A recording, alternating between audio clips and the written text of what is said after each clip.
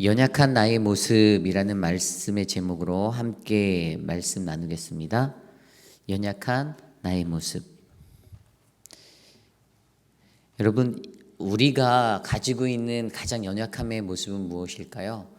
아마 여러분도 저도 각자가 갖고 있는 그 연약함의 부분을 우리는 너무나 잘 알고 있을 것 같습니다. 하나님 앞에서 늘 거룩하게 또 그분이 원하시는 그 모양대로 우리들의 인생을 살아내면 좋은데, 참으로 안타까운 것은 그것이 쉽지 않다라는 사실이죠. 너무나도 쉽지 않은 그러한 인생의 모습, 나의 모습 때문에 사실 때로는 좌절하기도 하고 그 연약함에 무너지기도 하는 것이 바로 우리들의 모습입니다. 그런데 그것은 지극히 당연한 것입니다. 그럼에도 불구하고 하나님을 믿는 마음으로, 그분을 사랑하는 마음으로 그분을 닮기 위해 노력하는 나의 마음이 있기에 그 모습이 내게 찔림이 되는 거예요. 내 모습이 아픔이 되는 거예요. 그러기에 우리에게는 소망이 있습니다. 그것을 느끼며 살아갈 수 있는, 나의 연약함을 바라볼 수 있는 그 마음. 오늘 우리가 묵상한 사무엘상 25장 1절에서 22절까지의 말씀에 등장하는 세 명의 사람 중에, 주된 메인의 세 명의 사람 중에 두 사람이 보여주는 그 연약함이 있습니다. 그리고 그 연약함은 오늘 이 자리에 있는 저와 여러분들의 연약함입니다. 연약함에 무너지다. 과연 우리들은 어떠한 연약함을 갖고 살아갈까요? 오늘 이 말씀을 통해서, 오늘 말씀 속에 나오는 이 두 사람, 다윗 그리고 다윗의 나발이라는 이 두 사람을 통해서, 다윗과 다윗이 보여주는 그들의 연약함의 모습을 통해서 나의 연약함을 조명하여 보고 하나님 앞에 나를 내어 맡기는 그러한 시간 되시기를 간절히 소망합니다. 오늘 말씀 속에서 보여주는 첫 번째 연약함의 모습이 있습니다. 그것은 바로 나발이 가졌던 연약함입니다. 그의 연약함은 은혜를 알지 못하는 연약함이었습니다. 은혜를 알지 못하는 연약함. 오늘 보면요, 참으로 아이러니한 한 이야기가 나오죠. 그것은 바로 나발이라는 부자의 이야기가 시작됩니다. 그가 얼마나 부하였냐면 오늘 말씀 2절에 보면 갈멜에서 살아가는 그의 부는 심히 부하여 양이 3,000마리, 염소가 1,000마리 이렇게 기록되어져 있습니다. 이 당시 살아가는 이들의 삶 속에서 유목민으로 살던 이들에게 그 유목민의 가장 기초적인 것에 있어서 가장 큰 부의 척도는 얼마만큼의 가축을 소유하였느냐, 이것이 가장 큰 기준이 되겠죠. 아마 이 사람이 가지고 있는, 이 나발이라는 한 사람이 가지고 있었던 이 부는 아마 다른 사람들보다 훨씬 뛰어난, 매우 넉넉한 부였습니다. 그런데 오늘 이 이야기가 전개되고 있는 말씀에 한 가지 배경이 있는데, 그때가 언젠가 했더니 2절 말씀 후반부에 그가 갈멜에서 그의 양털을 깎고 있었다라고 기록하고 있습니다. 그의 양털을 깎고 있다. 문자적으로 들려지는 것은 그의 소유가 많은 그 주인이 그냥 자신의 소유물인 양의 털을 깎는다라고 생각할 수 있어요. 그런데 사실 이 배경에는 유목민들이 갖고 있던 풍습이 있습니다. 유목민들이 언제 양털을 깎는가라는 생각을 해보면, 그들은 축제의 날로 정해진 그 축제의 날, 한 해의 추수를 맞추고 무언가 수확하는 그때의 그 결실의 날에 그들은 양털을 깎았다라고 그렇게 기록되어져 있습니다. 그러면 그들의 축제의 날, 바로 그들이 풍성함을 누릴 수 있는 그 은혜의 날에 양털을 깎고 있었다라는 사실을 우리는 알 수가 있죠.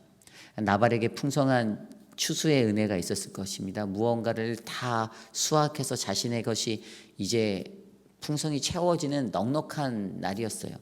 그래서 이 날에는 어떠한 그러한 그들의 전통이 있었냐면, 누구나 그 장소에 축제의 날에 축제를 벌이는 거예요. 양털을 깎는 날에 한쪽에서 잔치를 벌이고 축제를 벌이는 거예요. 누구나 참여할 수 있는 그 은혜가 있었습니다. 가난한 자, 병든 자, 연약한 모든 그런 이들도 그 축제에 와서 같이 먹고 나누며 은혜를 누릴 수 있는 그 전통이 그들에게 있었어요. 그 풍습이 있었어요. 결국에 쉽게 말해 이날은 은혜를 베푸는 날이었습니다. 하나님이 내게 주신 그 은혜를 기억하고 그것을 나누는 자리였어요. 이제 이야기가 조금 이해가 가시죠? 그러한 날에 다윗이 10명의 사람을 보냈습니다. 10명의 소년들을 보내요. 자기와 함께하는 600명의 사람들이 있는데 그 사람들에게 넉넉하게 배부르게 먹일 수 있다라는 그러한 기대를 하며 그 10사람을 보냈을 거예요. 동량을 보낸 것이 아니죠. 그냥 그곳에 가면 당연히 나누어 주는 풍습이 있었기에 그 은혜를 누릴 수 있다라고 생각하고 보냈어요. 그런데 그곳에 가서 나발을 만나서 평강을 전하죠. 평안하라, 평안하라, 평강하라. 이 평강의 안부를 전하는 그 샬롬, 하나님의 샬롬을, 그 샬롬을 전하였는데 그것에 대해서 어떻게 대우가 반응이 돌아옵니까? 나발이 이렇게 말하는 거예요. 10절 말씀입니다. 나발이 다윗의 사환에게 대답하여 이르되 다윗은 누구며 이새의 아들은 누구냐? 요즘에 각기 주인에게 억지로 떠나는 종이 많도다. 11절에 내가 어찌 내 떡과 물로 내 양털 깎는 자를 위하여 잡은 고기를 가져다가 어디서 왔는지도 알지 못하는 자들에게 주겠느냐 한지라. 참 못됐어요. 그 은혜가 있었던 자리에서 나누어 주어야 하는 그 자리에 거기다 덕담까지 해가며 하나님의 평강을 전하고 내 집이 평안하고 내 소유도 평안하고 너에게 사는 모든 것들이 평안할 거라는 그 안부 인사까지, 하나님의 샬롬의 평안의 인사까지 들었는데 그럼에도 불구하고 나발이 그들의 사환에게 돌려주는 대답은 도대체 다윗이 누군데, 이새의 아들 다윗이 누군데 이렇게 말하는 거예요. 그가 다윗을 몰랐을까요? 알았죠. 다윗을 왜 몰랐을까요? 알았죠. 너무나도 잘 알았는데 오히려 그를 비하하는 발언을 하죠. 그 비하하는 발언이 무엇입니까? 야, 요즘은 자기 주인도 배반하고 그냥 떠나는 종들도, 버릇없는 종들도 많대. 이렇게 말하는 거예요. 사울 왕을 버리고 떠났던 그런 배반자로 다윗을 여겨버리는 겁니다. 완전히 비하하며 모욕을 주고 있죠. 그러고 그렇게 말하면서 11절 말씀대로 어디로 가는지도 어디서 왔는지도 모르는 그런 사람들한테 내가 뭘 이렇게 말하는 거예요. 하나님의 은혜는 누구나 받는 거죠. 나발도 하나님의 은혜를 입은 자입니다. 그가 자신의 소유가 많아졌던, 그 부하여진 게 그의 노력 때문일 수도 있지만 하나님의 섭리고 하나님의 은혜 가운데 그가 살았기 때문에 이 풍성함이, 넉넉함이 채워졌던 거죠. 그런데 나발은 그래서 그들이 가졌던 그 전통적인 그 풍습들, 유목민으로서의 양털 깎는 날에 베풀게 되는 받은 은혜 돌려주는 나누는 그 전통도 무시하고 자신을 축복하며 다가오는 이들에게 모욕과 비하감을 던져주며 그렇게 나아갑니다. 은혜를 알지 못하는 이 모습이 영적으로는 무엇을 주목하고 있나요? 그것은 하나님의 계획과 하나님의 정권적인 주권을 인정하지 못하는 어리석은 인생. 그래서 나발이라는 히브리어 원어가 어리석은 자라는 뜻이에요. 그 인생을 살게 만들었던 그 나발의 모습을 우리에게 보여주고 있습니다. 오만과 편견이 가득한 자신의 마음 가운데 넘치고 흘러가는 그 아주 많은 그 모습들, 그 오만함이 가득해서 오히려 다윗을 멸시하고 모욕하고 비하해버리는 그러한 모습. 그가 사실 은혜를 또 입었잖아요. 다윗한테 받은 은혜가 뭐죠? 오늘 말씀 15절 16절에 보니까 그 이제 자신의 아내, 그의 아내 아비가일에게 이제 시나가 이 상황들을 보고 이야기해 줄 때 했던 이야기가 15절 16절. 우리가 들에 있어 그들과 상종할 동안에 그 사람들이 우리를 매우 선대하였으므로 우리가 다치거나 잃은 것이 없었으니 우리가 양을 지키는 동안에 그들이 우리와 함께 있어 밤낮 우리에게 담이 되었습니다. 다윗이여 울타리가 되어줬어요. 담.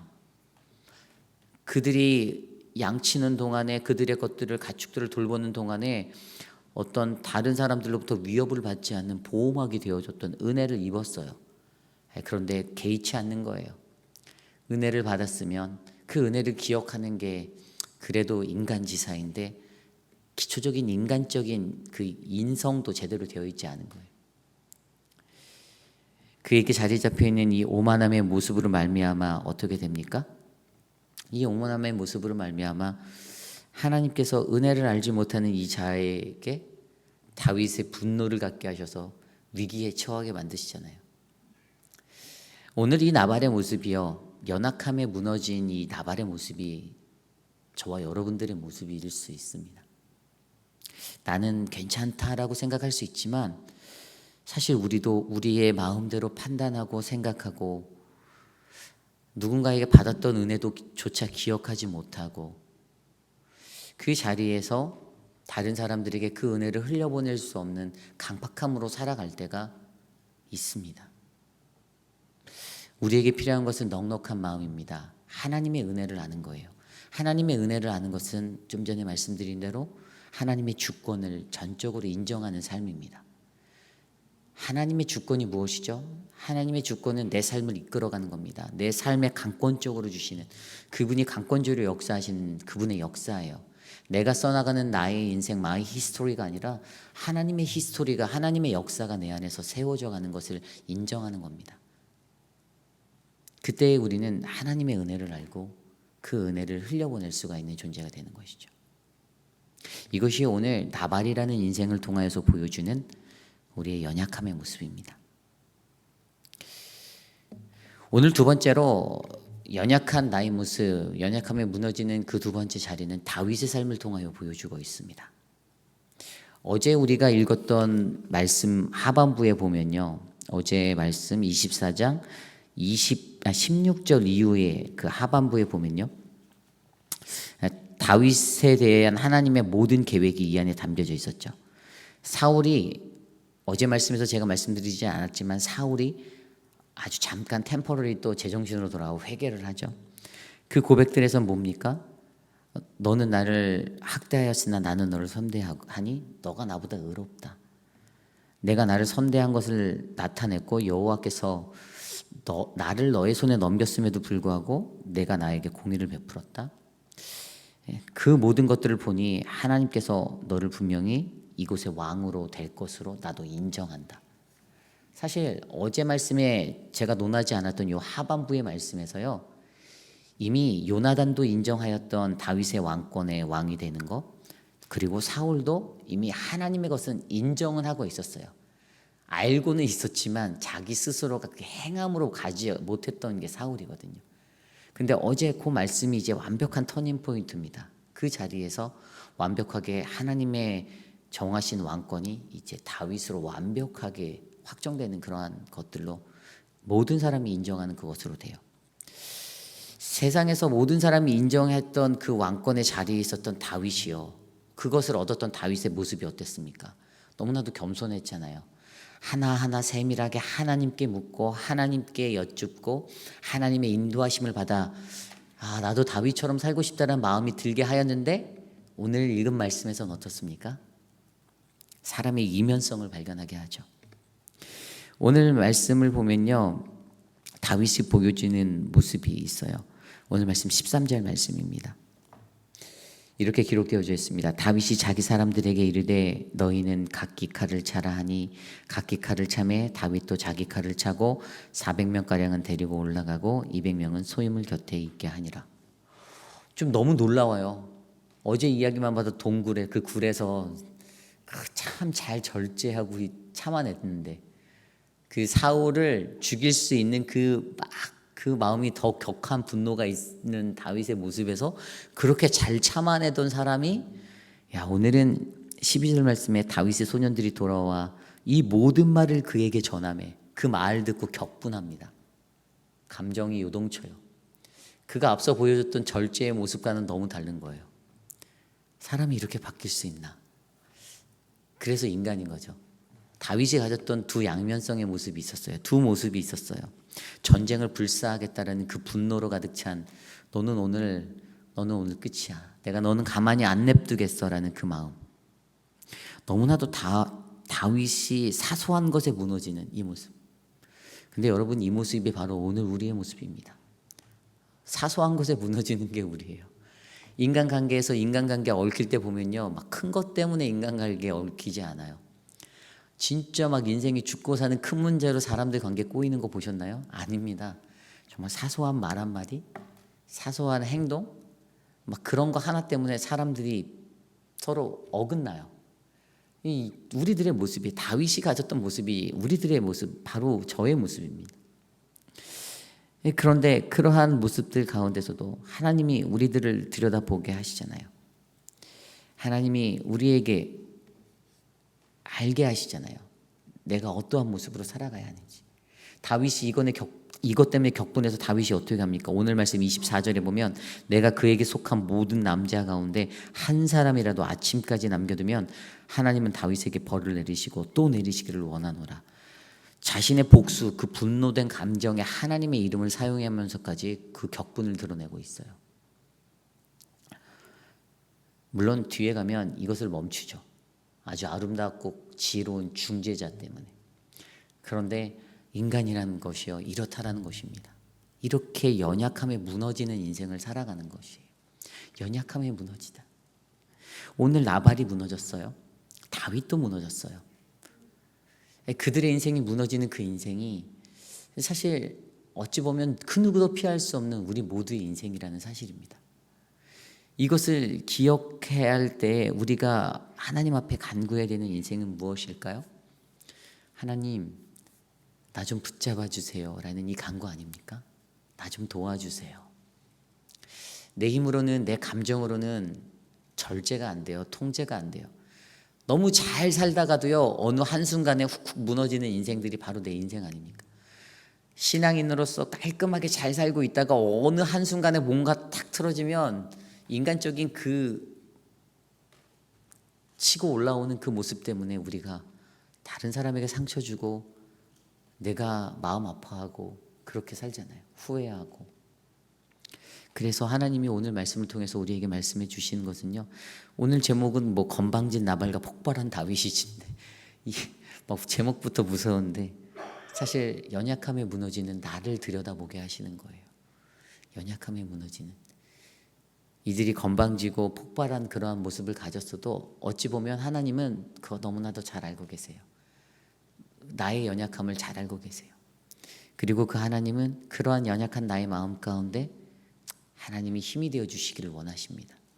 저는 오늘 이 자리에 나와서 예배드린 주님의 사람 한 분 한 분이 연약함에 무너지지 않고 이 연약함을 바라보고 이 연약한 마음을 하나님의 말씀으로 채워 동행하는, 승리하는 그 인생이 되기를 간절히 소망합니다. 그러한 인생을 위하여 이 시간 함께 기도하기 원합니다. 함께 기도할 것은 몽골 땅을 위해서 기도해 주십시오. 팬데믹 이후에 심각해진 빈부의 격차와 어려워진 경제를 위해서 약해진 교회들이 전도와 양육 활동이 활발히 일어나도록 몽골의 정치와 결탁된 라마 불교 세력이 약화될 수 있도록 김학관 선교사님의 가족의 건강을 위해서 천식으로 고생하시는 선교사님과 김영미 선교사님의 오른팔 다리 저림, 딸 혜빈이의 저혈압 심장, 또 아들 영빈이의 식욕의 저하를 위해서 회복되도록 기도해 주시고 후레대학의 여름방학 기간 동안에 전도하러 다닐 때에 안전하게 해달라고 기도해 주시기를 부탁드립니다. 한 가지 더 기도해 주실 것은 오늘 수술을 앞두고 계신 박선희 집사님, 오른쪽 눈 수술, 백내장과 녹내장 수술을 하실 터인데 웜액에서 8시부터 어포인트먼트 되어 있다고 하셨거든요. 기도해 주시고요. 또 우리 어저께 또 박문자 성도님 허리 시술을 혼자 운전하고 받아오셨어요. 그래서 또 교회 오셨어요. 위에서 기도해 주시기를 부탁드립니다. 또 우리 김옥순 권사님 허리 수술 후에 재활하고 계신 것, 또 허리가 아프고 계신 우리 방희정 성도님을 위해서, 또 우리 박소영 집사님을 위해서도 함께 기도해 주시기를 부탁드립니다. 신장염이세요. 그래서 회복하셔야 되는데 여러분들 함께 기도해 주시고, 또 우리 진정숙 집사님을 위해서도 의사를 통해서 계속 이렇게 소통하고 계신데 결과가 그래도 마음 가운데 평안으로 다가오는 결과로 왔는데 그래도 하나님께서 모든 것들을 다 해결해 주실 수 있는 그러한 분으로 믿고 살게 해달라고 함께 기도하겠습니다.